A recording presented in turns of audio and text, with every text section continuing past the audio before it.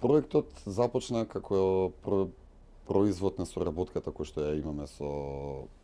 железничка станица Скопје, заедно со Македонски железници, двете предпријатија. Навистина беше голем предизвик за да направиме една ваква театарска представа во која што ќе ги инкорпорираме сите елементи од железницата, да не биде само едукативна, туку да биде во исто време и забавна, да има предновогодишна атмосфера, нормално Дедо Мраз, да биде вклучен во приказната, ама решивме овој пат да не биде вклучен само на крајот од представата, туку и за потребите на истата. Изработивме и дополнително видеоматеријал и сметам дека како цели на целиот овој проект е на ниво на задачата да допре што поблиску до денешните генерации, особено затоа што тие се постојано, за жал, ќе го споменам тој TikTok и сите социјални мрежи или YouTube-от, каде што добиваат повеќе информации и затоа вклучивме и една јутуберка позната која што ќе се доближи до него, ама секако не ги изоставаме и оние ликови познати како што се Снешко, Елените, кои што ја контролираат нивната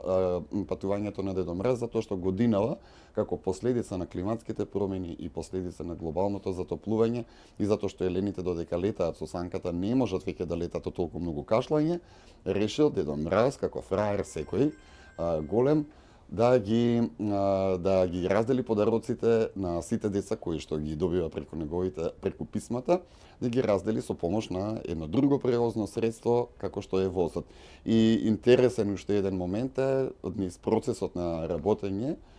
и преку училиштето за театар со едукацијата, дознавме дека едноставно многу генерации се во прашање кои што воопшто не се ни качиле на железничката станица во Скопје, ниту знаат што е воз, локомотива, бруга, основните термини и мислам дека ова можеби ќе биде поттик за сите нас како чинители во општеството, да малку ги се сетиме дека има многу поважни работи од онаа дневна политика, особено вака барем во предновогодишните празнувања за на децата покрај тој забавен да им дадеме малку едукативен културен карактер.